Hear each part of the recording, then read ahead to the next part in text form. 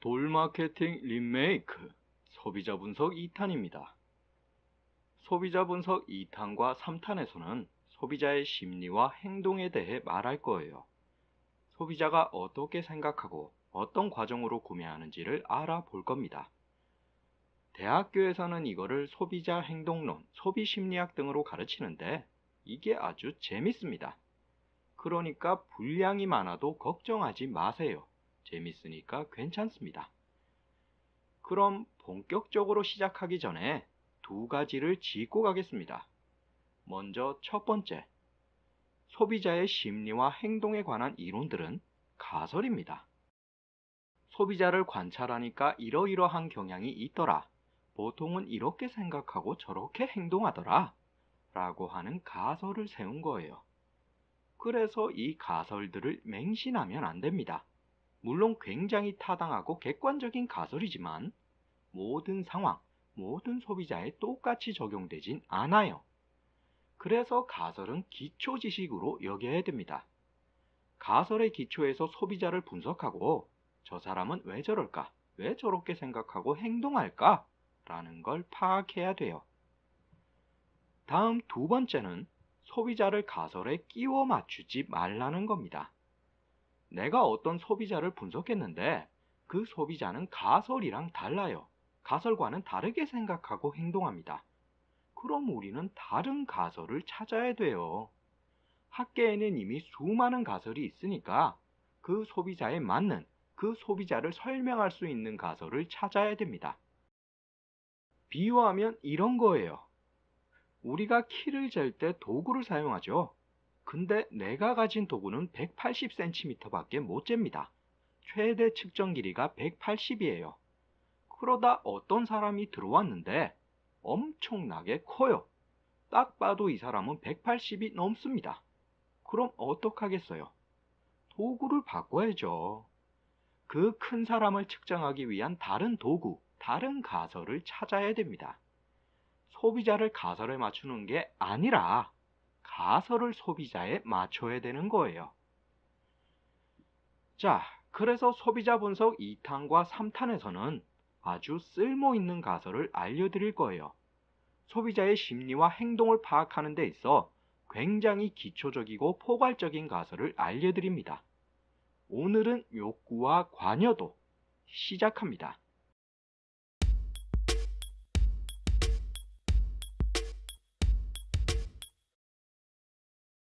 모든 소비자는 욕구를 가지고 있고 그 욕구 충족을 위해 생각하고 행동합니다. 그래서 우리가 욕구를 알게 되면 소비자가 뭘 원하는지, 무슨 이유로 구매하고 소비하는지를 파악할 수 있습니다. 이 욕구를 설명하는 가장 기초적인 가설은 매슬로우의 욕구 이론입니다. 인간은 5가지 욕구를 가지고 있고 이 5욕구에 기반한 생각과 행동을 한다는 거죠. 그럼 지금부터 이 욕구들을 하나씩 살펴보겠습니다.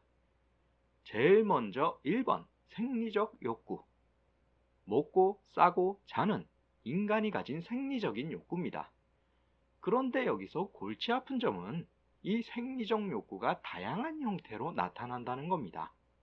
예를 들어 식욕을 봅시다. 우리 모두는 식욕을 가지고 있죠. 하지만 우리가 먹고 싶은 원하는 음식은 사람마다 다릅니다. 누구는 한식을 선호하고 또 누구는 중국 음식, 또 어떤 이는 건강한 음식을 선호해요. 똑같은 욕구지만 그 욕구를 충족하는 방식은 사람마다 다릅니다. 그래서 우리가 소비자 분석을 할 땐 욕구 외에 다른 기준들을 사용해야 돼요. 인구 통계나 심리 통계학적 자료를 이용해서 특정 소비자들의 세분화된 욕구를 파악해야 됩니다. 우리 소비자는 식욕을 가지고 있습니다. 왜냐하면 그들은 인간이기 때문입니다. 라고 하는 게 아니라 우리 소비자는 매운 음식을 선호합니다. 왜냐하면 그들은 한국 여성이기 때문입니다. 라는 디테일이 있어야 돼요. 이거는 굳이 1번 욕구만 그런 게 아닙니다. 1번에서 5번까지의 모든 욕구들이 여러 가지 변수에 의해 세분화돼요. 그래서 마케팅 소비자 분석에서는 복합적인 분석을 하게 됩니다. 우리 소비자는 욕구가 있는데 그 욕구는 이러이러한 변수에 따라 저러저러하게 구체화된다 라는 식으로 분석하는 거예요. 예를 들어 앞서 말씀드린 매운 음식, 한국 여성은 매운 음식을 선호한다. 이거를 분석해 보자고요. 일단 여성도 인간이니까 식욕은 있겠죠? 그럼 왜 하필 매운 음식일까? 여기서 첫 번째 변수로 작용하는 건 한국입니다. 지옥 같은 한국에서 살다 보니까 매운 음식으로 심리적 쾌감과 위안을 얻는 겁니다. 매운맛은 맛이 아니에요. 통각세포를 자극하는 고통입니다. 그런데 우리가 고통을 느끼게 되면 인간의 뇌는 엔돌핀을 생성해요. 기분 좋아지게, 쾌락을 느끼게 하는 천연마약을 생성합니다. 그래서 한국인은 매운 음식이라는 고통을 통해 스스로를 위로하고 쾌락을 느끼는 겁니다. 그런데 한국인 중에서도 여성이 남성보다 유별납니다. 유별나게 매운 음식을 선호해요. 여기서 나오는 두 번째 변수는 성차별입니다. 한국 남성들은 매운 음식 외에도 다른 탈출구들이 많아요. 술, 담배, 운동, 게임 같은 것들이 있습니다. 하지만 여성들은 술, 담배 마음껏 했다가 미친년 소리 듣고 운동이나 게임을 할 수 있는 여건도 부족합니다. 그래서 매운 음식에 대한 선호도와 의존도가 더 높은 거예요. 끝으로 세 번째 변수는 다이어트입니다. 매운 음식은 인간의 신진대사를 촉진하고 그로 인해 다이어트 효과가 있다고 해요. 생리적 욕구, 한국, 성차별, 다이어트. 이게 한국 여성들이 매운 음식을 선호하는 이유입니다. 물론 이게 정확한 분석은 아니에요. 소비자 분석은 복합적이라는 걸 설명하기 위해 예를 든 겁니다. 우리 소비자는 식욕이 있다 라는 거에서 멈추지 말고 여러 가지 다른 변수들을 찾아서 디테일을 살려야 돼요. 그래야 내 분석이 그럴싸해 보입니다. 자, 별것도 아닌 1번 욕구에서 정체됐는데 그러면 이제 빨리빨리 2번 욕구를 보겠습니다. 안전의 욕구 역시 모든 인간이 가졌어요. 인간은 위험이나 고통에서 멀어지고 스스로를 편안하고 안정적이게 원합니다. 이거는 뭐 한국에서 박살난 부분이죠. 세월호, 메르스, 방산비리. 최근 사건들만 보더라도 한국인의 안전 욕구는 철저하게 무너졌습니다. 한국은 편안하고 안정적인 삶이 없는 곳이에요. 그런데 여기서 아주 재밌는 부분이 있습니다. 방금 생리적 욕구에서 매운 음식을 말했었죠. 한국인은 매운 음식이 주는 고통을 선호합니다. 안전의 욕구를 가진 인간이 고통을 선호한다? 이건 좀 이상합니다. 하지만 의외로 정상이에요. 왜냐하면 그 고통이 편안해지고 안정적인 상태로 가는 수단이기 때문입니다. 한국인이 매운 음식을 선호하는 이유는 엔돌핀 때문이지 고통 그 자체를 선호하는 건 아니라는 거죠. 비슷한 걸로는 공포 영화나 번지 점프도 있습니다. 통제되고 안전한 고통과 공포와 위험을 이용해서 잠시나마 현실을 잊고 편안해지는 거예요. 이때 중요한 건 통제와 안전입니다. 우리가 매운 음식 먹을 때 죽는다는 생각 안 하잖아요. 줄 없이 번지 점프하라 그러면 뛰어내릴 사람 아무도 없습니다. 발목에 줄을 묶어야 내가 안전하다는 걸 확인해야 뛰어요. 그래서 마케팅 관점으로 보면 앞으로의 한국은 이런 산업이 더 확대될 겁니다. 통제된 고통과 공포와 위험을 제공하는 산업이 커질 거예요. 왜냐하면 한국은 앞으로 더 심해질 거거든요. 그래서 한국인들은 더 강한 자극, 더 강한 현실 도피를 원할 겁니다. 이거에 맞물리는 게 VR, 가상현실이죠. 지금도 VR 산업이 굉장히 이슈인데 한국은 게임이나 영화 부분에서 크게 성장할 겁니다. 그럼 다음으로 3번, 사회적 욕구입니다. 인간은 애정, 친밀감, 소속감 등을 원하는 사회적 동물이에요. 요즘 뭐 1인 가구가 늘어난다, 인간관계를 회피한다 그러는데 그거 사람들이 원해서 그런 거 아니에요. 한국이 지랄 같아서 욕구를 억제하는 것 뿐입니다. 먹고 살기 힘들어서 혼자 살고 먹고 살기 바빠서 인간관계를 회피하는 거예요. 그런데 그렇게 자기 욕구를 억제하는 사람들도 가만 보면 진짜 외톨이는 아니에요. 각자가 사회적 욕구 충족을 위한 대체제를 가집니다. 인터넷이든 TV든 게임이든 다들 간접적으로 사회적 욕구를 충족해요. 자, 그런데 여기서 반복되는 현상이 있습니다. 조금 전에 통제된 고통, 위험, 공포를 말했었죠. 대체제를 통해 사회적 욕구를 간접적으로 충족한다. 이거의 특징이 뭡니까? 바로 고통과 위험과 공포가 통제됐다는 거예요. 우리가 현실에서 인간관계를 맺게 되면 내 스스로가 통제할 수 없는 상황에 빠집니다. 내가 밥 먹기 싫어도 상대방이 배고프다 하면 같이 먹어야 되고, 내가 집에서 쉬고 싶어도 상대방이 놀자 하면 같이 놀아야 돼요. 나는 버스 타는데 쟤는 BMW 타고, 나는 백수인데 쟤는 중견기업 부장이에요. 현실에서의 직접적인 인간관계는 수많은 고통, 위험, 공포가 있습니다. 내가 어쩔 수 없는, 통제할 수 없는 상황에 빠지는 거죠. 하지만 인터넷, TV, 게임 같은 대체제들은 어떻습니까? 안전하고 내가 통제할 수 있습니다. 온, 오프, 로그인, 로그아웃, 그리고 거짓말로 나를 꾸밀 수도 있어요.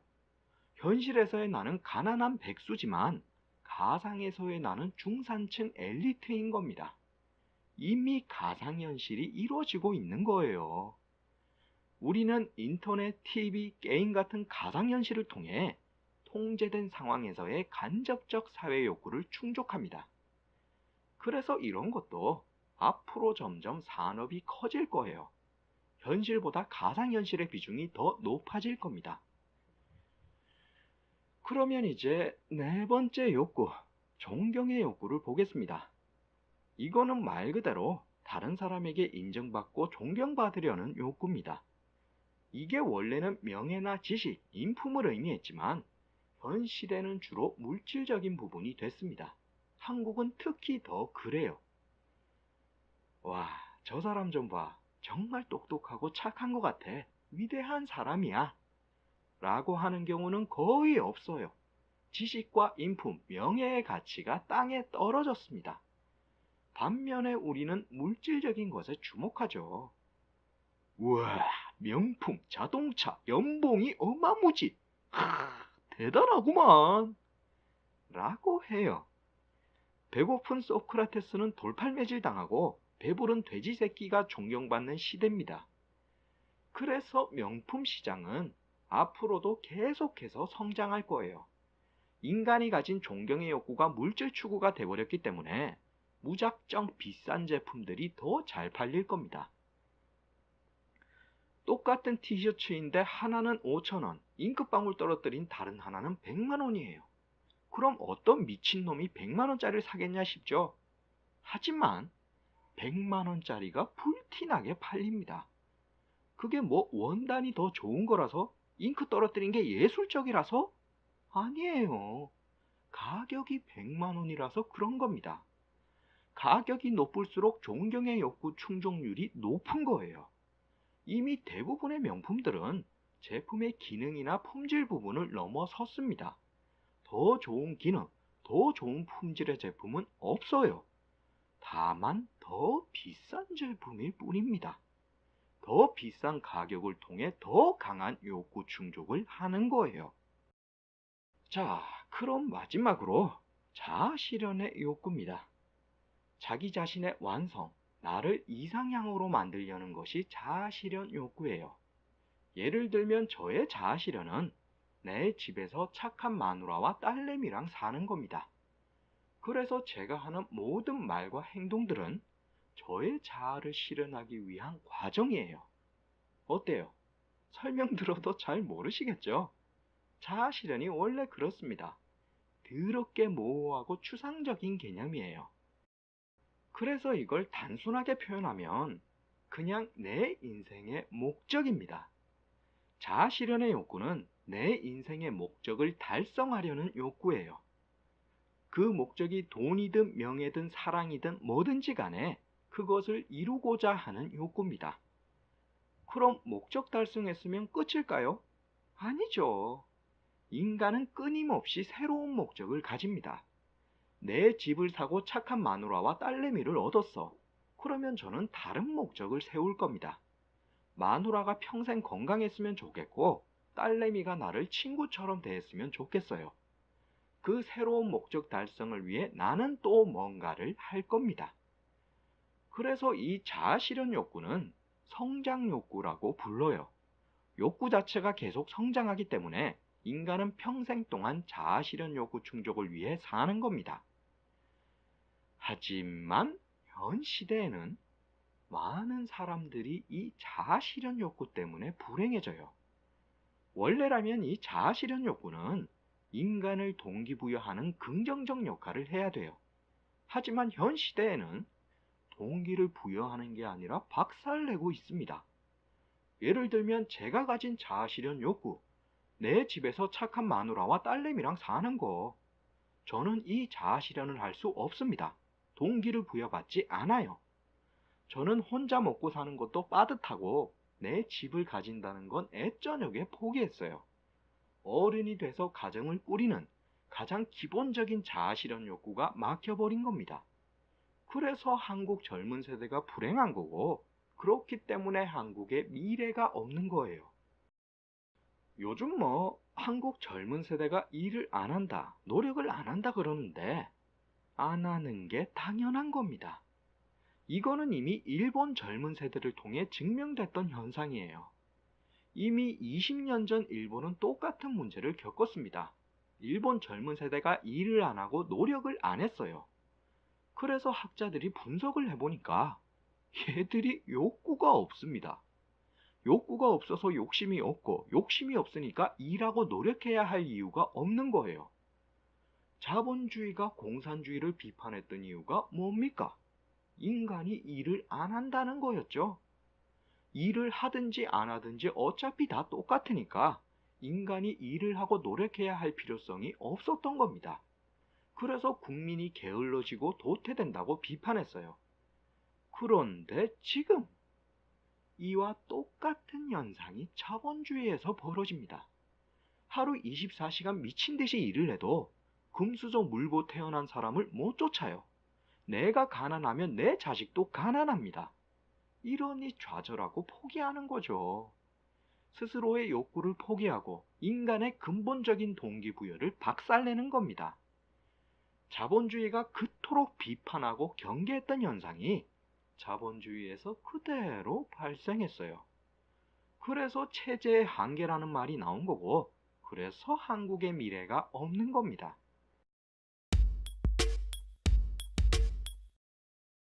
매슬로우의 욕구 이론.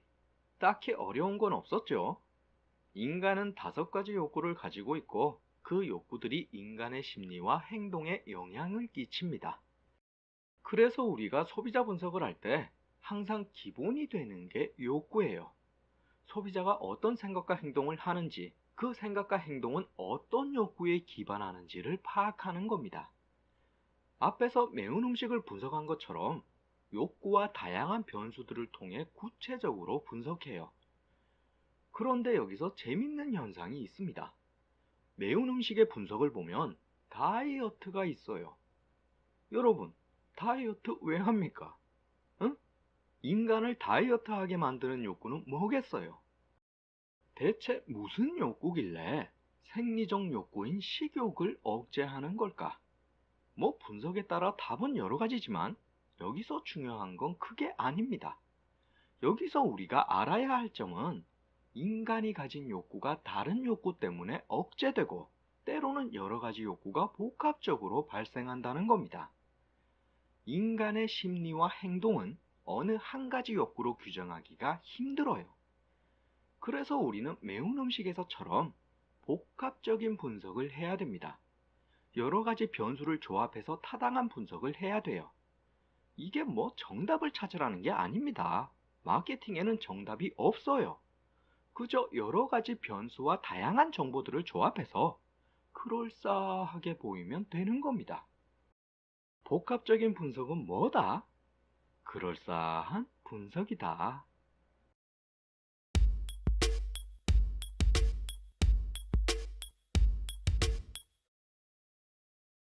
이제 관여도를 보겠습니다. 관여도는 인간이 관심을 가지는 정도예요. 광고를 예로 들면 우리는 하루 종일 수많은 광고에 노출됩니다. 굳이 TV나 인터넷이 아니라도 전단지, 간판, 심지어 옷에 찍혀 있는 브랜드도 다 광고예요. 하지만 우리는 어떻습니까? 안 보죠. 수많은 광고가 쏟아져도 우리는 그걸 거의 인지하지 못합니다. 분명히 내 눈에는 보였을 텐데, 분명히 내 귀에는 들렸을 텐데, 우리는 그걸 제대로 인지하지 못해요. 그 이유가 바로 관여도입니다. 나와 관계없는 광고, 내가 관심 없는 광고는 봐도 안 보이고 들어도 안 들리는 거죠.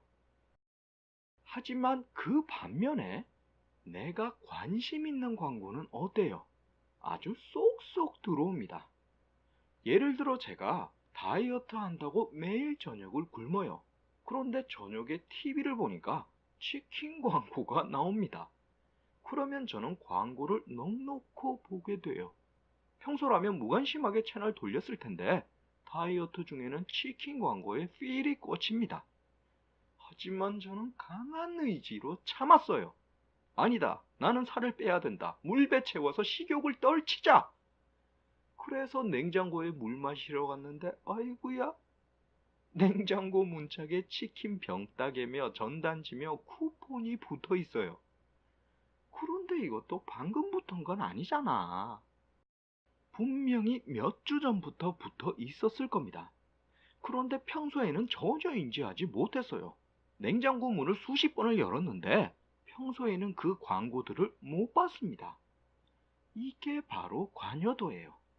내가 관심을 가지는 정도에 따라 보이는 게 안 보이고 안 보이던 게 보이는 겁니다. 이 관여도를 결정하는 건 세 가지인데 내가 처한 상황, 그리고 제품의 특성입니다. 제일 먼저 그러니까 소비자 개개인에 따라 관여도가 결정돼요. 쉽게 말하면 개인의 선호도입니다. 자동차를 좋아하는 사람은 자동차 정보에 관심이 높고 꾸미길 좋아하는 사람은 패션 정보에 관심이 더 높아요. 각자의 선호도와 취향에 따라 관여도의 높고 낮음이 결정된다는 거죠. 그래서 이 경우의 관여도를 지속적 관여라고 해요. 평소에도 지속적으로 높은 관여도를 가집니다. 그러면 돌마케팅, 저의 지속적 관여는 뭐겠습니까? 마케팅? 소비자? 아니죠. 영경 씨예요. 저는 김영경 씨에게 지속적 관여를 가집니다. 바로 이걸 이용하는 게 광고 모델이에요. 소비자는 광고를 잘 안 봐. 하지만 광고는 해야겠어. 그런데 소비자는 영경 씨를 좋아해. 영경 씨, 이 광고를 찍어 주십시오. 부탁해요.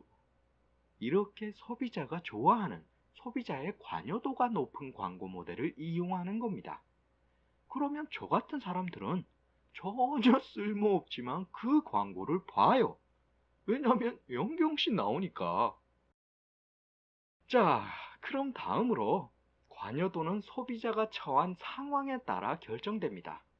앞서 말씀드린 다이어트 할 때 치킨 광고가 그거예요.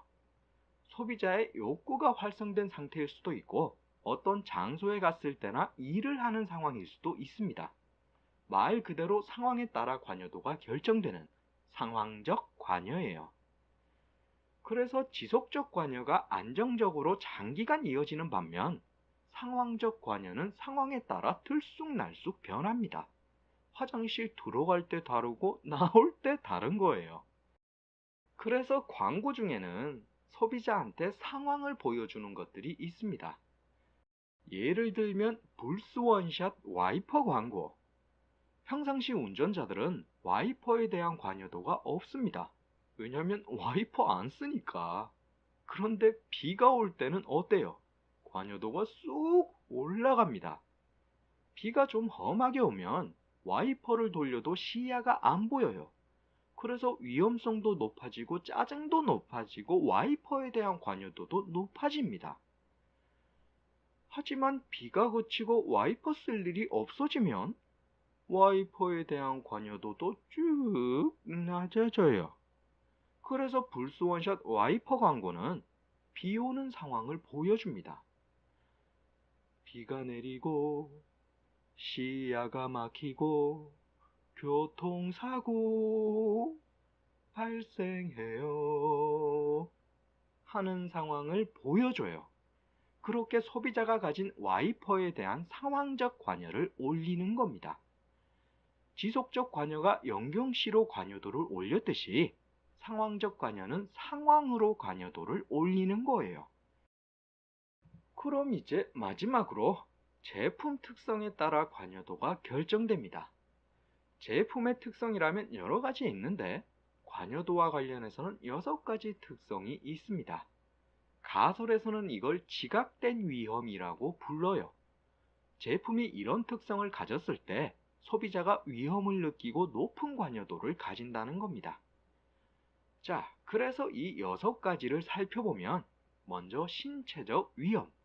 제품이 소비자 신체에 해가 될 가능성입니다.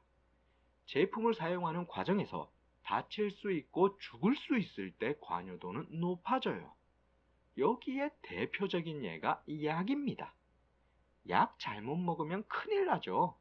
그래서 약을 구입하는 소비자는 안전성에 대한 관여도가 높아요. 그래서 마케팅은 오히려 이 부분을 이용합니다. 우리 약은 효과가 뛰어납니다. 가 아니라 우리 약은 안전하고 부작용이 없습니다. 라는 식으로 표현해요. 그래야 소비자가 높은 관여도로 우리 약품을 기억합니다. 다음 2번째 성능 위험. 이건 제품 성능이 불확실한 경우입니다. 대부분의 중소기업 제품이 이런 특성을 가지는데 그렇다 보니 소비자는 환불과 AS 규정에 민감해요. 혹시라도 제품이 안 좋을까봐 금방 고장나서 못쓰게 될까봐 걱정합니다. 그래서 성능 위험을 가진 제품도 오히려 그걸 이용해요. 우리 제품은 고성능입니다. 가 아니라 2주 안에 환불되고 3년 동안 AS 됩니다. 라고 말합니다. 역시나 소비자의 높은 관여도를 이용하는 거죠. 이어서 3번째, 심리적 위험. 제품이 소비자의 이미지나 정체성에 해가 될 가능성입니다. 이거는 주로 패션, 옷이나 헤어스타일 같은 보여지는 제품에 발생해요. 이 옷을 입으면 왠지 나한테 안 어울리고 저 헤어스타일을 하면 왠지 내가 아닌 것 같습니다. 그래서 매장 직원들이 뻐꾸기를 날리는 거죠. 어머, 잘 어울리세요. 요즘 유행이에요. 딱 손님 거예요. 참 듣기 좋은 말을 해줍니다. 그리고 좀 미쳐있는 저 같은 경우는 옷에 브랜드 찍힌 걸 정말 싫어합니다. 티셔츠를 봐도 가슴에 브랜드 찍혀 있잖아요. 그러면 저는 안 사요. 식별 가능한 그 브랜드가 내 정체성을 해친다고 생각합니다.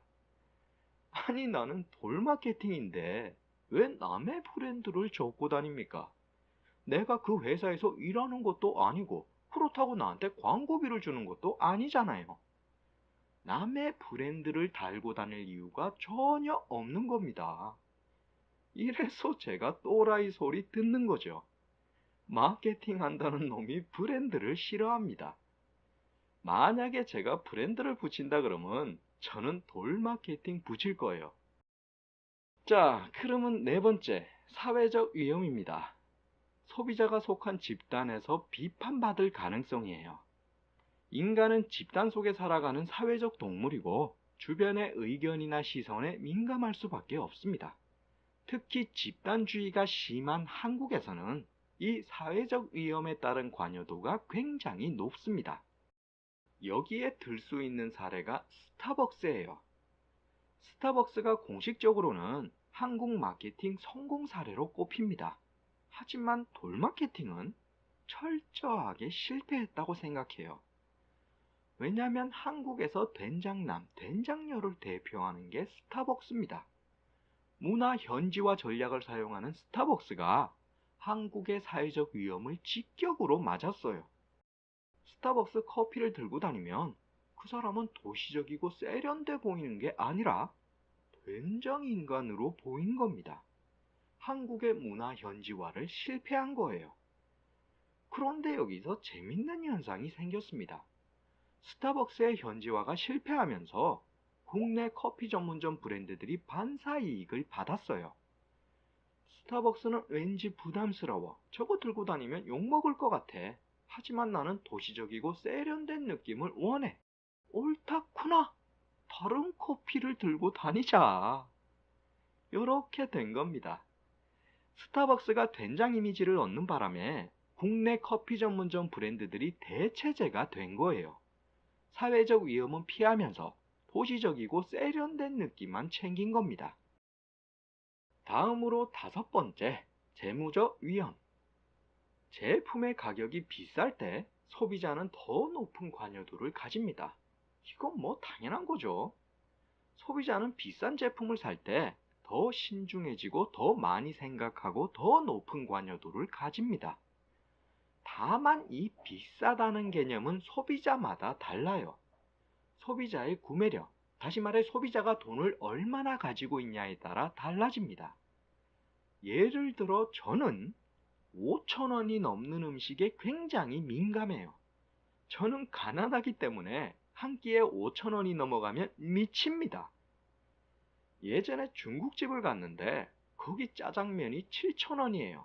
그래서 짜장면 시켜놓고 그때부터 미친 관여도를 보였습니다. 가게 인테리어부터 종업원 청결도부터 면의 탱탱함과 짜장의 맛과 건더기의 크기와 고기 건더기의 숫자와 아무튼 미친 듯이 분석했어요. 이거 왜 그랬을까? 7,000원짜리 짜장면은 저한테 엄청난 재무적 위험을 줬던 겁니다. 왜냐면 내가 가난하니까. 그런데 돈 많은 사람들은 어때요? 그냥 짜장면이지. 그저 짜장면 한 그릇일 뿐입니다. 그래서 마케팅은 우리 소비자의 소득 수준, 소비자의 구매력을 봐야 돼요. 소비자의 맞춤 가격을 정해야만 재무적 위험을 최소화시킬 수 있습니다.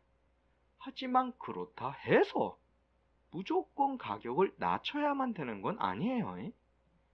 소비자 구매력에 따라 가격을 올려야 할 때도 있습니다. 왜냐하면 가격이 지나치게 싼 거는 어때요? 싸구려잖아. 그래서 목표 소비자의 구매력이 받쳐준다 그러면 가격을 어느 정도 높이는 것도 굉장히 효과적입니다. 똑같은 짜장면이라도 비싼 짜장면이 더 맛있는 거예요. 이제 다 왔습니다. 끝으로 여섯 번째, 시간 손실 위험입니다. 이거는 재무적 위험이랑 똑같아요. 소비자가 제품을 구입하는 데 드는 시간, 제품을 소유하기까지 걸리는 시간이 길수록 관여도도 높아집니다. 그래서 인터넷 쇼핑몰들이 당일 배송을 강조하는 거죠. 신속하고 정확하고 친절한 배송을 외치는 겁니다.